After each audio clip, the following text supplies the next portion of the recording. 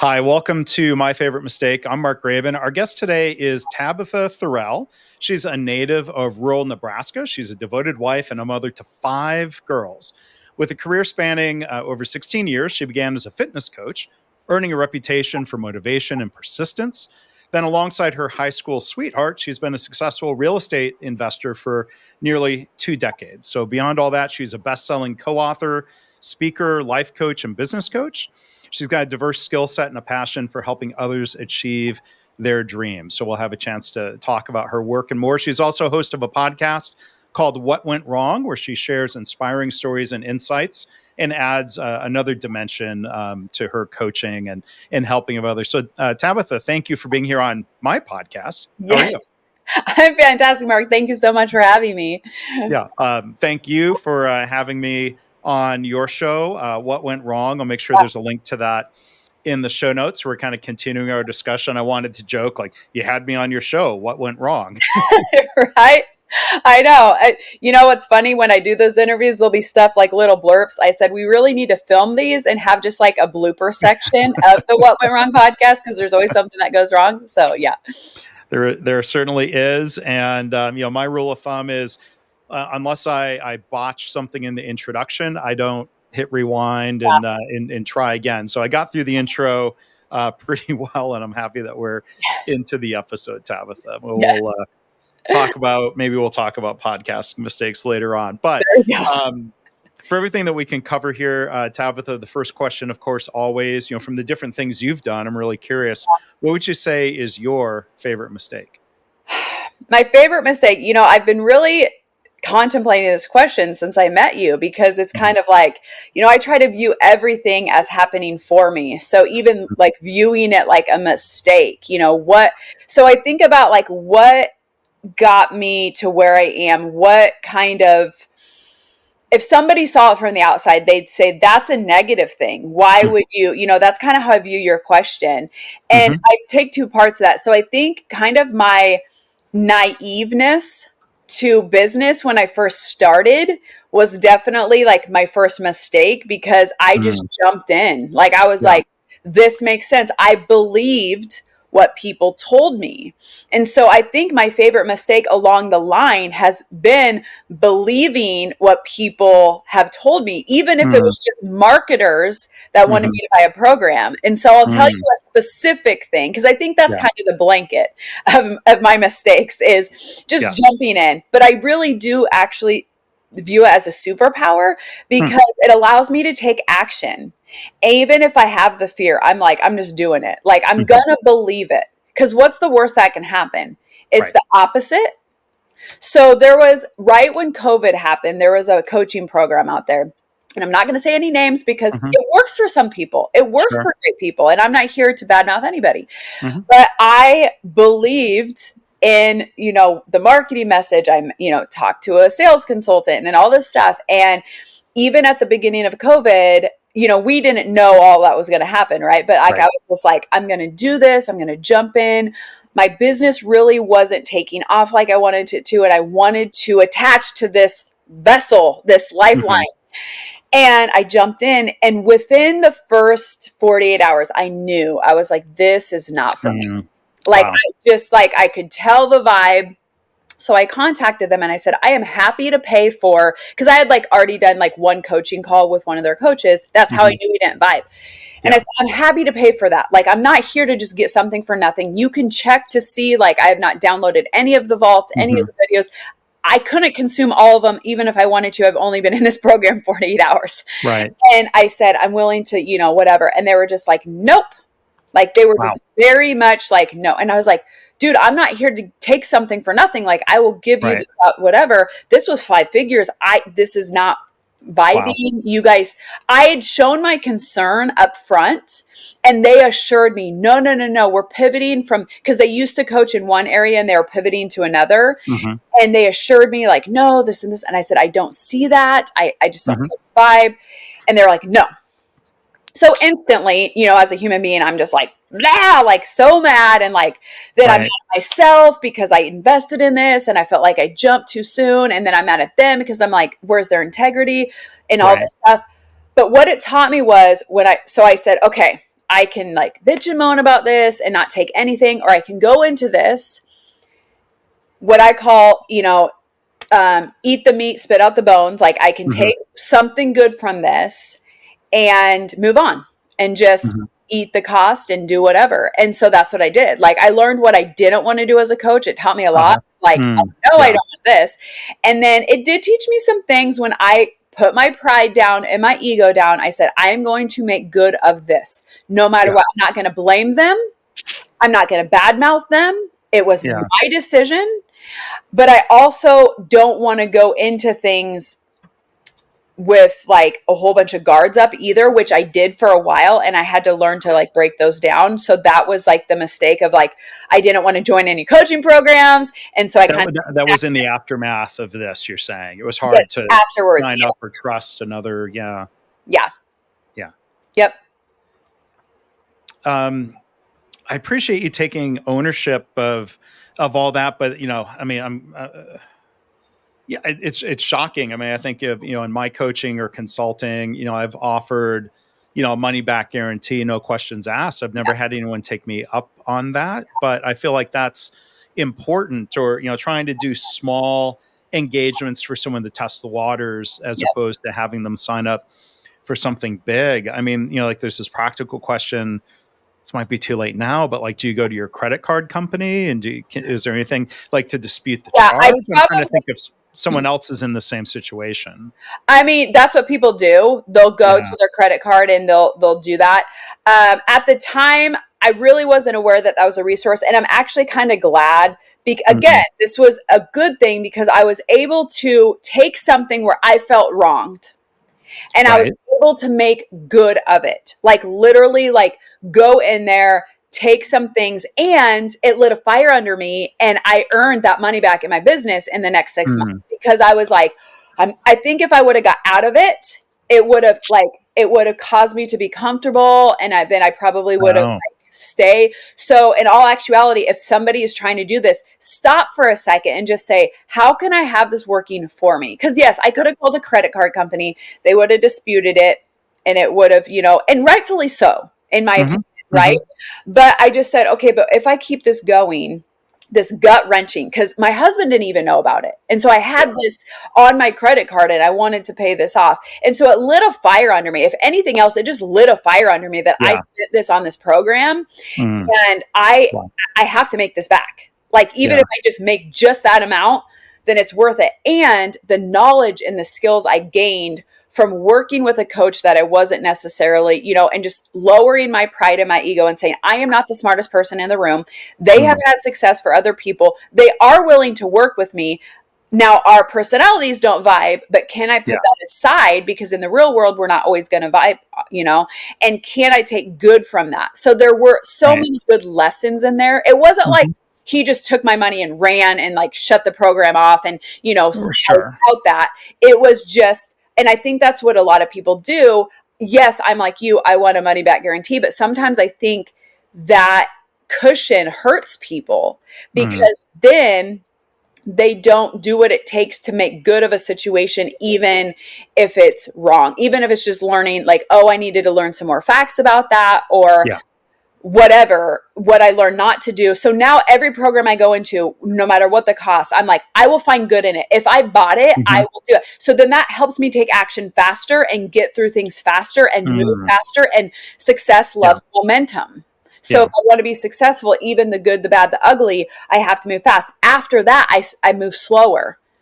Mm-hmm. The world moved slower because of COVID, and there were waves that I missed because of that. And so I'm like, Yeah. okay, no, not again. Not, and now like with this recession, I refuse to move slowly. I'm not going to do that with like the world around me. I'm not going to live in that Yeah. scarcity. I'm going to move forward.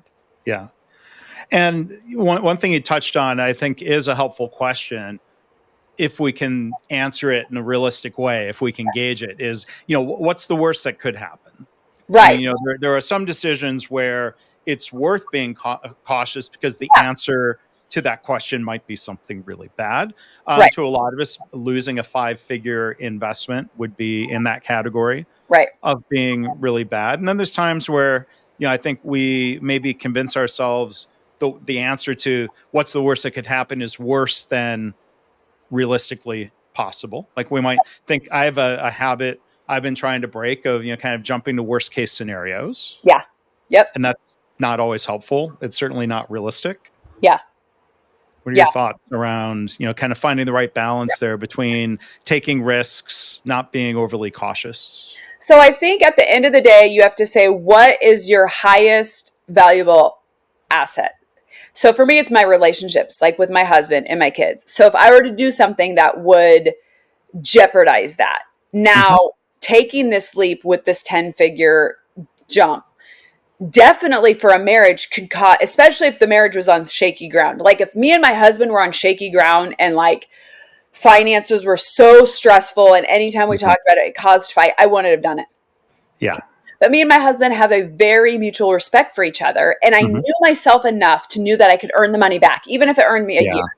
And my husband believed in me enough to know that I didn't just go buy a Louis Vuitton bag and like put our house, and like our kids' food in jeopardy. Right. So like I weighed that and said, okay, now some people, their marriages are struggling. So don't do that. Don't do something that's going to, we knew we had that, yes. If I brought it to him at that moment, would it have overly stressed him out? Yes. So I was able to compensate that and move things and like make it so it wasn't stressful. So we always have to ask that, like, is it causing my stress? So my health is like way overboard, and unhealthy. Is this going to cause death? But I really look at things like, is this going to cause a divorce? Where's my finger here?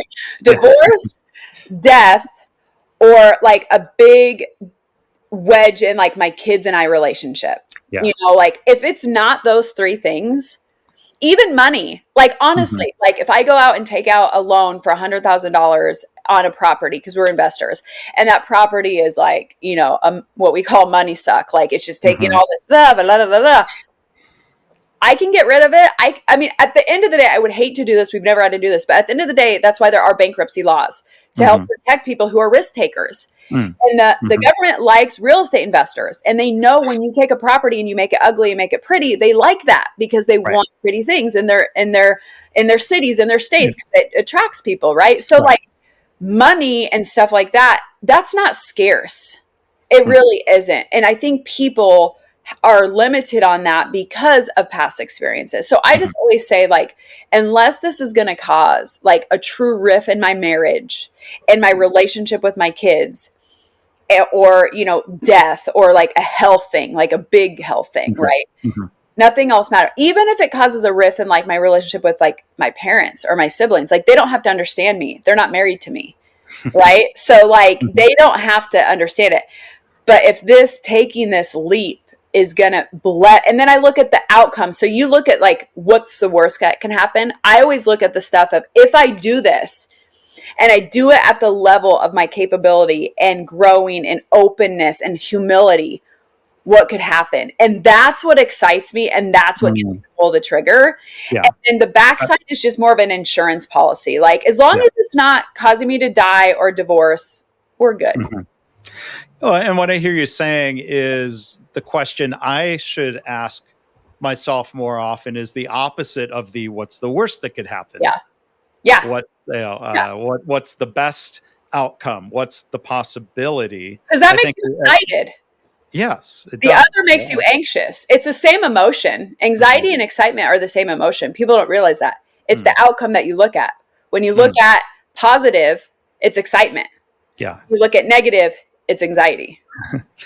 Because there's uncertainty either way. But exactly. You don't know. Nobody knows. We're not in control. Well, so, I mean, it sounds like you've been in control of your career. So, Tabitha, I was going to ask you to talk a little bit about the progression and what you've learned from different aspects of your career, from, fitness coaching to real estate into coaching. I'm just curious to hear some of that high level story of how do you kind of add those other things on or move on to different things. So for me, it's always about how can I help serve?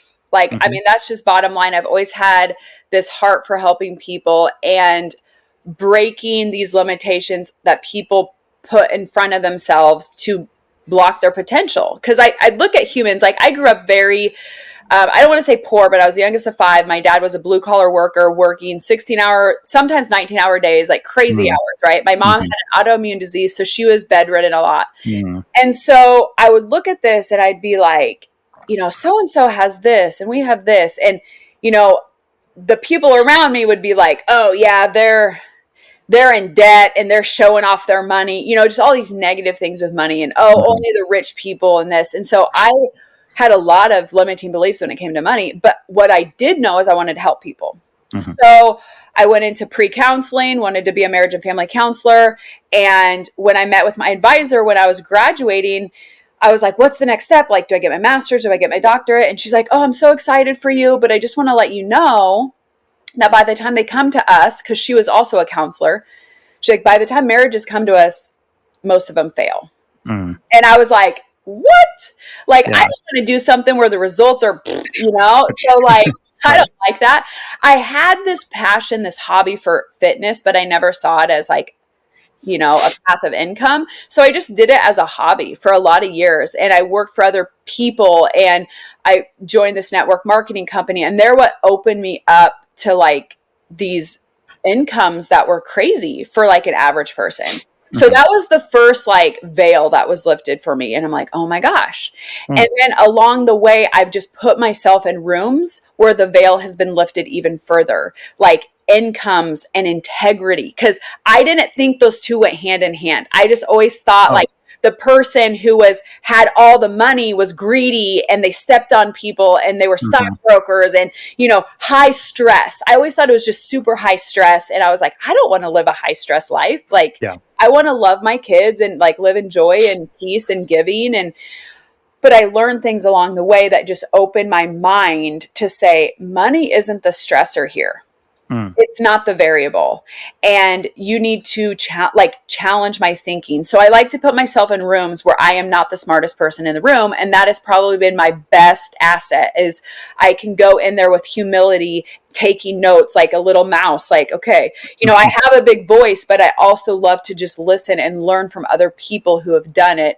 And then take that, do it myself and teach other people who are maybe along the journey where I was, 5 years ago. Yeah. And then I imagine your ability to help people in different ways is, I'm trying to think. I got stuck on how I was going to frame that as a question.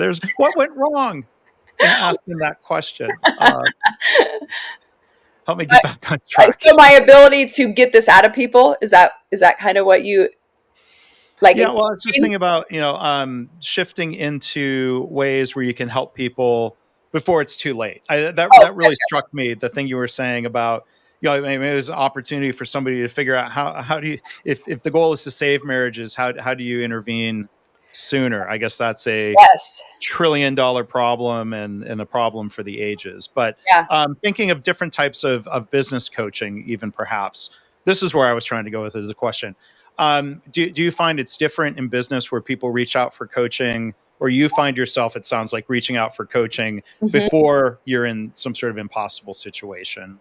What do you see with your clients in terms of their timing to reach out? There's a question. Yeah. So I think people reach out for business coaching when they need cash flow. I mean, like when there's something, it's like, I need leads, I need money. Like that is the oxygen of their business. And in relationships, a lot of times it's, hey, we are about to get a divorce. The problem with that, it's like telling somebody on a plane crash to put their oxygen mask on after the plane has already been crashing for 10 minutes, trying to find it, and you're over here and you're stumbling over people and things are screaming. It's almost impossible to do that. So it's like, get ahead of it. I've always been someone, and I think this was because my mom had an autoimmune disease.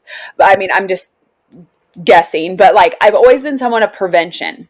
Like, how can we prevent it? Like, why would we try to stop something that's already been happening if we can prevent it? Like, why would you stop a train running into cars? Why wouldn't you do it beforehand, right? Like, stop a train wreck before it happens. Right. So that is maintenance. That is being aware of things every day. In your business, it's financial literacy. It's how money's coming in, how money's going out, how to have time working for you, not against you, how you manage it, what the vision is, what's the true goal, what's driving you, all of those things. Entrepreneurs don't want to do because it takes time, and there's so much on the hamster wheel in it that they don't take the time. And in a marriage, you have kids, you have obligations, responsibilities, bills, work. So you're in it, and you might, have intimate relations with your wife once a week, then it's once a month, then it's every other month, and you're separated and your needs, and then you're both feeling inadequate, and you're both feeling like that person doesn't love and respect me, so I'm just gonna guard myself. That's a human nature, that's a survival, because I don't want to be hurt. So then we put up these walls with the one person that's supposed to be vulnerable with them. How do we prevent that? We communicate. And I know that men are like rolling their eyes like, oh my gosh, Tab, like if I have to have another talk in my life. But it's more than just talking. It's communicating with their love language. It's communicating with your actions. It's communicating with, even with the kids. And how do you put your kids above your husband? There's a lot of women that do that.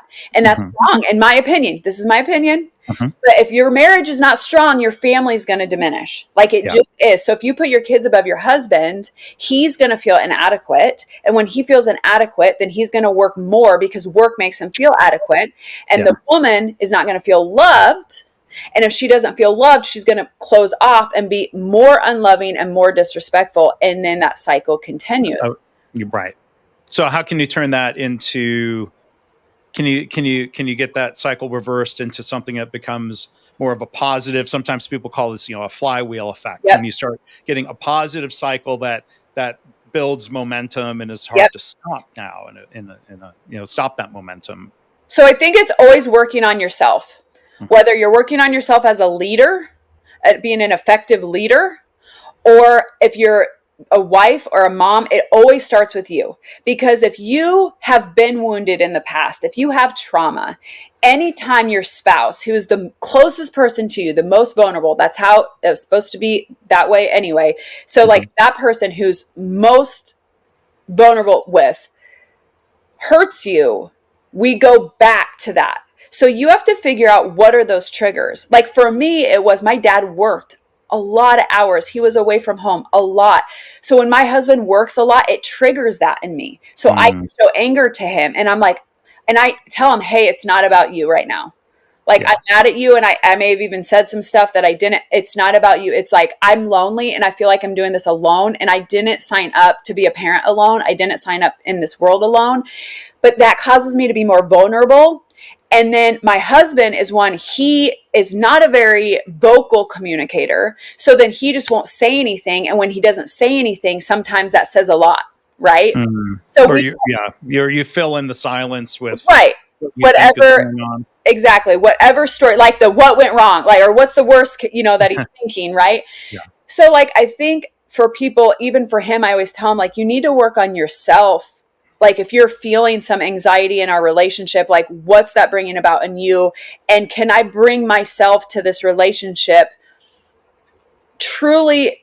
I don't want to say servant in a way like a servant and a master. That's not the way. But can I just serve this person on a level where I might not get anything back?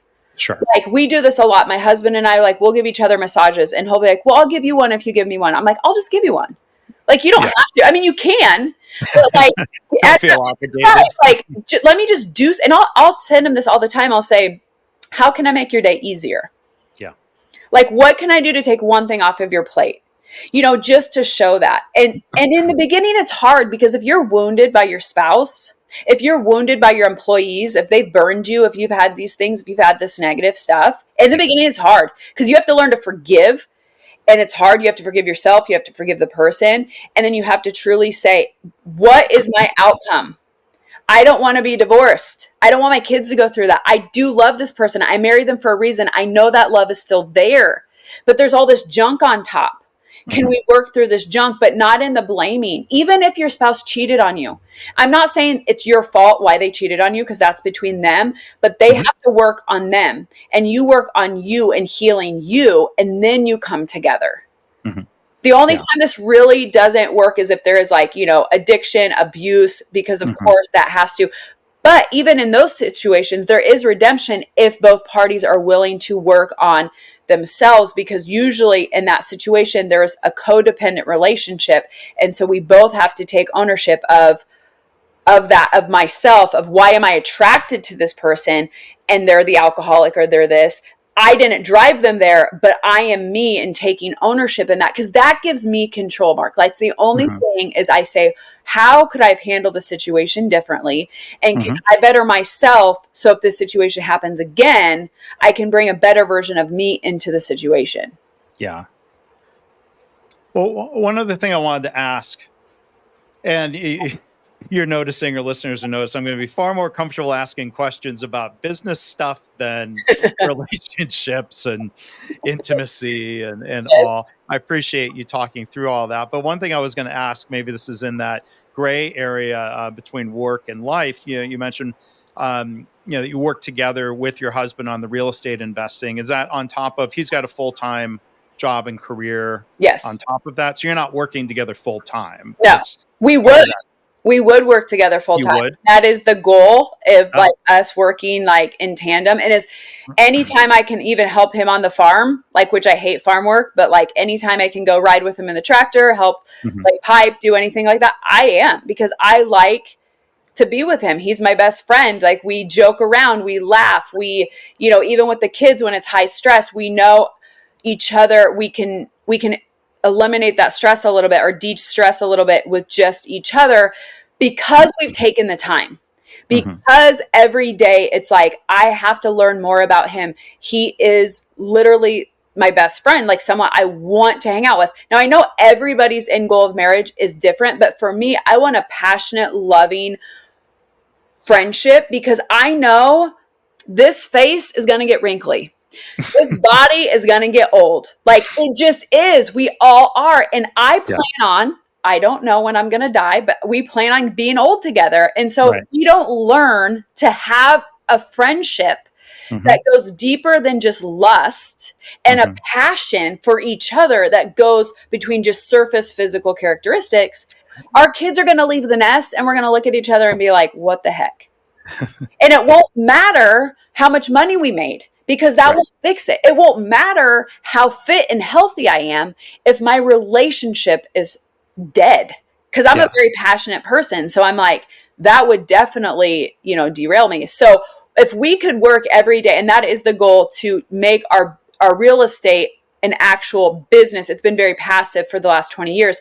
Make it Yeah. for the business of real estate. Bring him in. We have an office to get, like an office building together, where we both have offices, and we joke we should just put our desks in the same room, because we end Yeah. up in each other's office. It can be a distraction, but it also brings us so much joy. And the thing that we do Mhm. most hours of the day, why wouldn't we want that? Why wouldn't we Yeah. want to do that? Uh, yeah. Well, I'm hearing the passion and the persistence that applies to both work and family and Yeah. marriage. You mentioned 5 kids and you've been married how long now?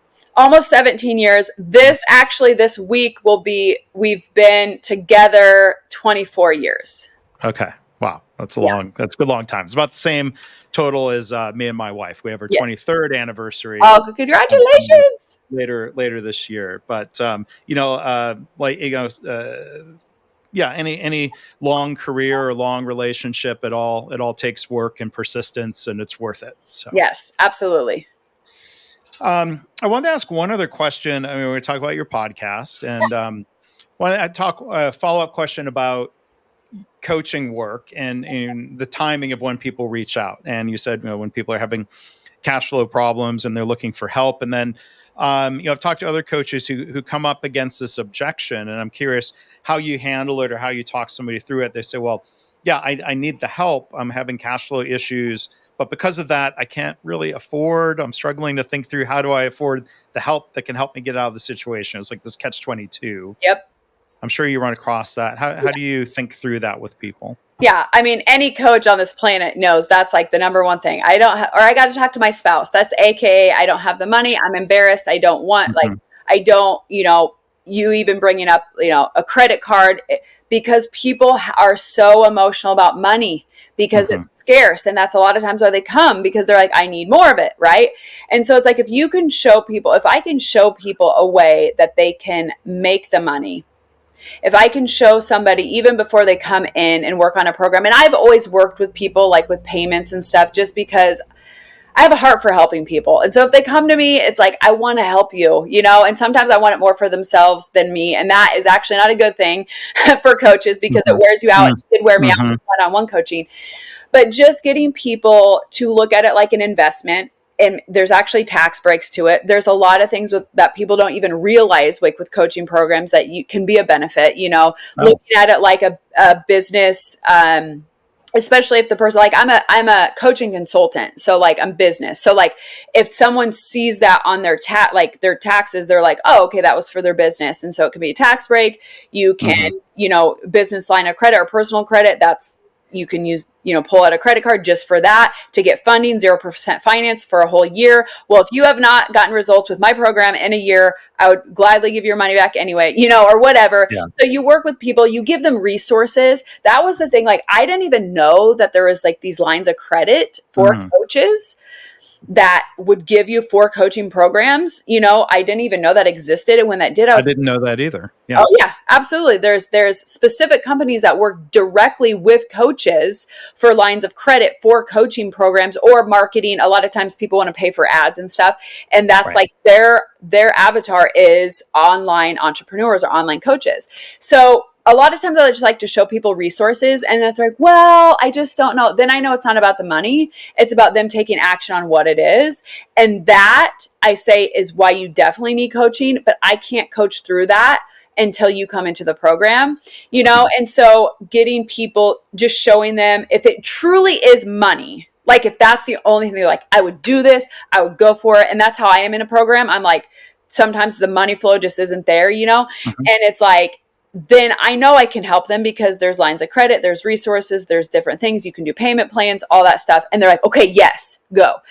Yeah. If I give them those options and then they still say, well, I got to talk to my spouse about it, it has nothing to do with money.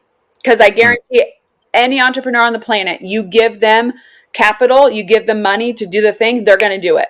Yeah. You give them capital and they're still hesitant, it has nothing to do with the capital. It's always about the mindset. Like, I'm not sure I can do this. I'm not sure I'm going to follow through with this. It sounds too much, too overwhelming. I can't do it. And there's usually other things behind the scenes, marital issues, kid issues, something that is pulling them away from the business that they can't balance.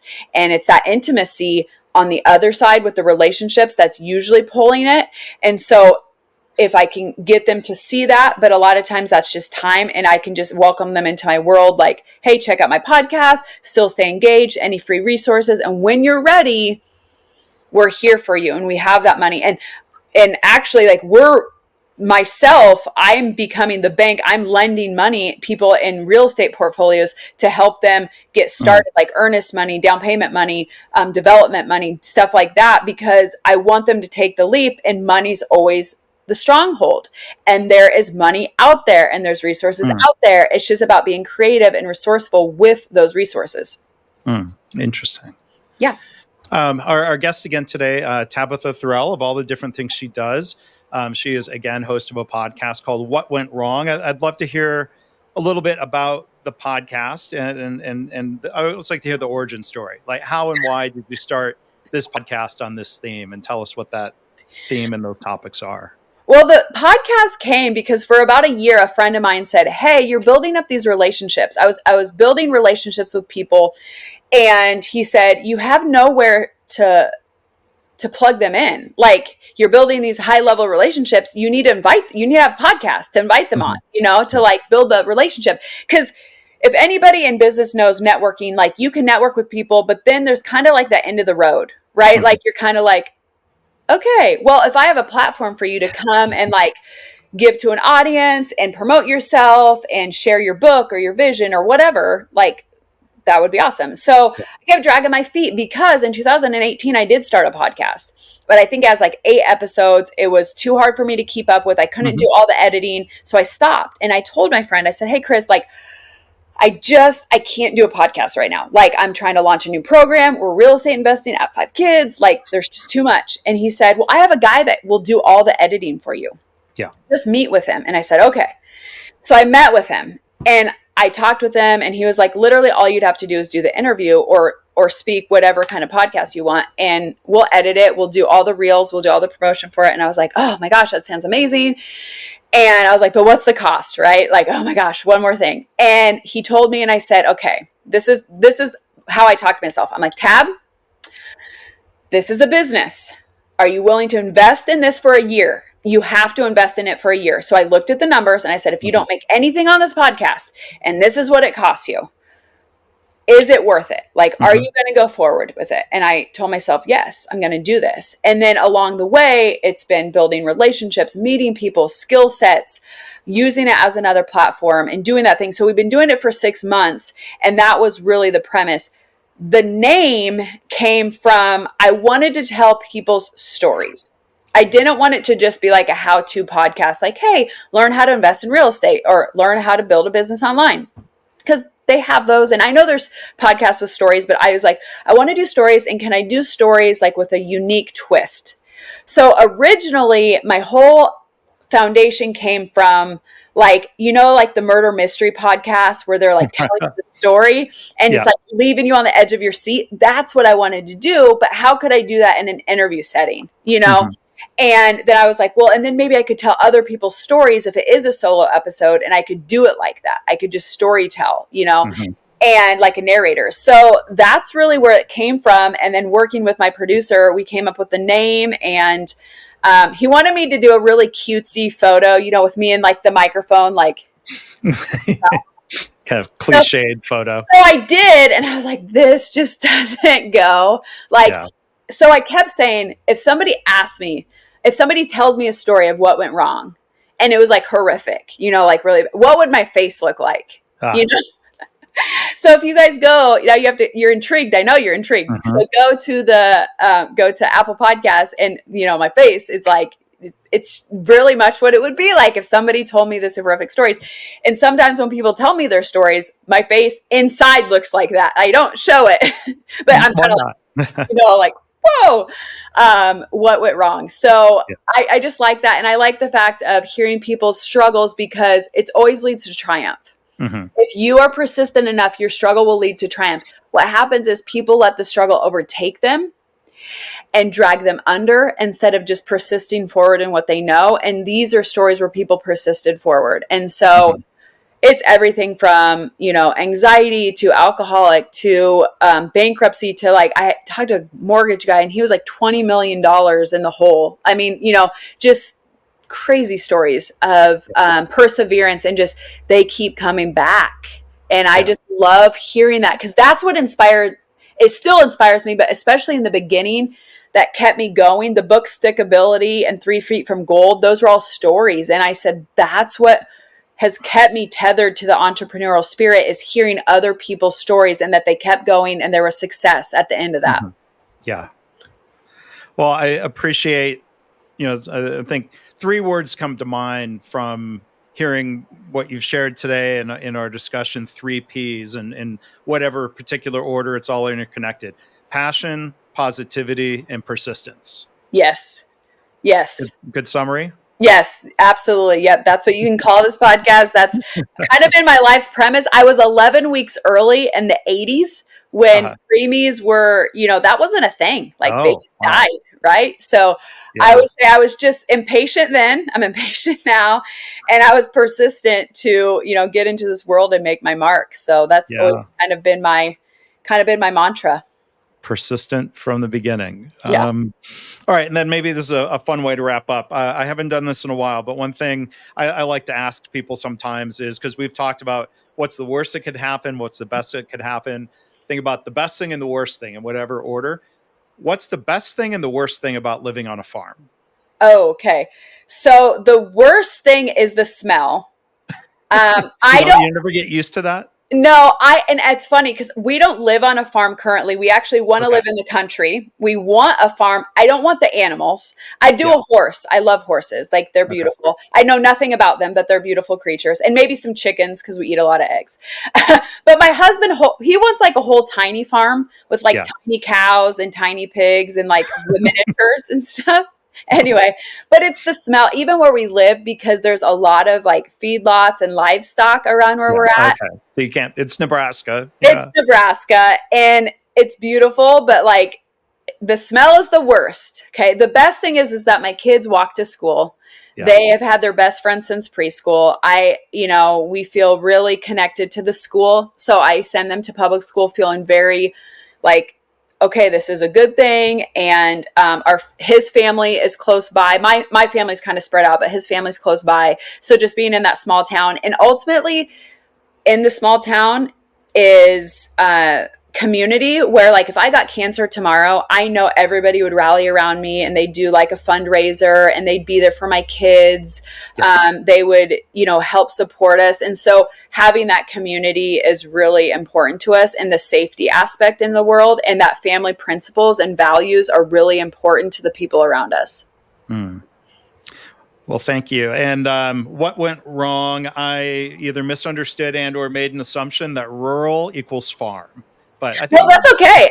A lot of people, because my husband's a farmer, so it yeah. makes sense. And our town is 400 people, so some people would say, well, your town lives on a farm. So it's totally fine. And we Right. actually, our dream home will be in the country someday, just for the peace aspect, because Yeah. nothing beats going outside in the country in the summer and listening to like the locusts and watching the fireflies and seeing the starlit sky and just hearing the wind and the corn and the trees. Like that is like my favorite place because it's just so peaceful.